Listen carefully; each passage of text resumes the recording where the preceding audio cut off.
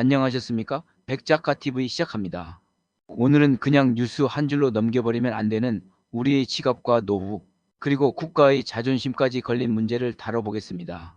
바로 3,500억 달러를 둘러싼 한국 정부와 미국 트럼프 행정부의 관세 협상 이야기입니다. 3,500억 달러를 현찰로 미국이 돈 내놔라고 다그치고 있습니다. 그것도 날짜를 정해 그 기한까지 통째로 달라고 떼를 쓰고 있습니다. 트럼프 행정부가 내건 조건, 여러분은 어떻게 보십니까? 관세를 낮춰주겠다면서 대신 한국이 3,500억 달러를 현찰로 내놓으라는 요구입니다. 그 돈 받아 자신들이 투자 운용을 하겠다는 겁니다. 이건 사실상 날강도 같은 억지입니다. 그런데 이제는 달라졌습니다.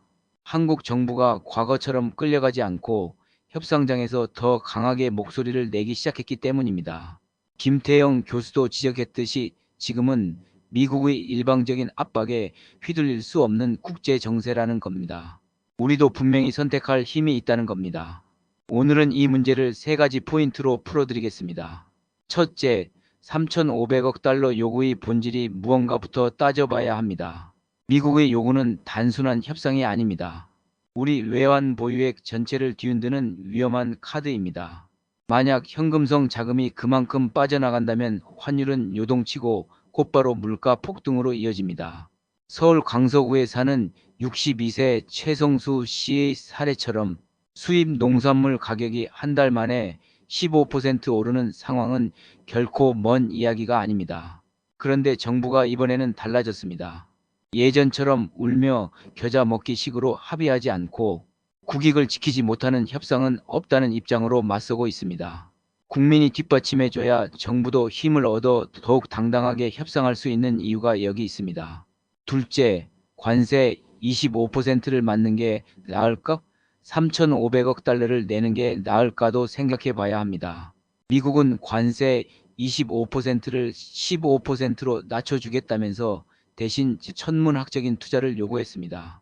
산술적으로 따지면 관세 부담을 그대로 감수하는 것이 훨씬 싸게 먹히는 경우가 많습니다. 예를 들어 우리 자동차 부품 기업 어사가 관세로 손실을 본다 해도 모든 기업이 미국에 수출할 때 내는 관세 총액은 3,500억 달러의 20분의 1 수준밖에 되지 않습니다.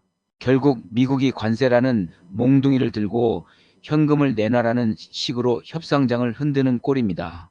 하지만 한국 정부가 최근 더 강경해진 이유는 여기에 있습니다. 이제는 한쪽 시장만 바라보는 구조는 더 위험하다는 교훈을 얻었기 때문이죠. 부산의 한 자동차 부품업체에서 30년 일한 이은정 씨 말처럼 미국 의존도를 줄이고 동남아와 중동 등으로 판로를 넓히면서 오히려 회사가 더 안정됐다는 사례도 있습니다. 다변화 전략, 이게 한국 정부와 기업이 함께 선택해야 할 길입니다. 셋째, 국민이 단결하여 당장 할 수 있는 현실적 방어책도 필요합니다. IMF 때 나라가 외환위기로 위태로운 지경에 빠졌을 때도 전 국민이 금 모으기 같은 한마음 일치운동으로 국난을 잘 극복했습니다. 이번 거는 총칼을 경제 관세로 휘두르는 전쟁입니다. 정부가 큰 판에서 싸운다면 국민은 일상에서 지혜로운 대응을 해야 합니다. 윈윈하는 것이지요. 1심 단결에서 험난한 미국의 횡포에 대응해서 더욱 강한 대한민국을 지키는 겁니다. 환율과 금융 뉴스에 더 민감해지고 환율이 1,400원을 넘으면 내 가계비에 어떤 영향이 오는지 미리 계산해 보는 습관도 필요합니다. 가계 지출 구조 재정비, 그리고 필수와 선택을 나누고 작은 절약으로 비상자금을 확보해야 합니다. 대구의 65세 박정호 씨처럼 월 8%만 줄여도 위기 때 큰 힘이 됩니다.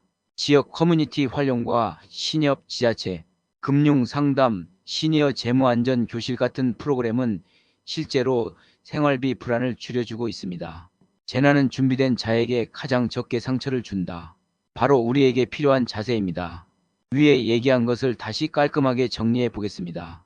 3,500억 달러 협상은 숫자가 아니라 국민 생활, 외환시장, 국가 자존심까지 얽힌 문제입니다. 미국의 억지 요구는 분명한 횡포입니다.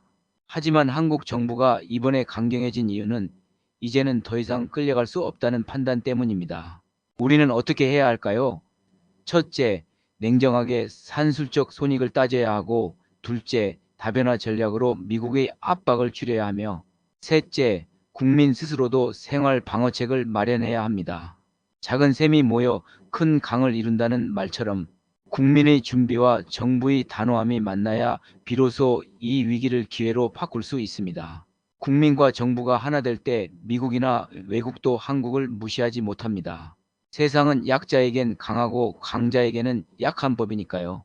올해 초 내란을 극복한 우리 대한민국은 이번에도 잘할 수 있습니다. 저력이 있습니다. 믿고 나아갑시다. 오늘 영상이 도움이 되셨다면 구독과 좋아요로 함께 힘을 모아 주십시오. 감사합니다.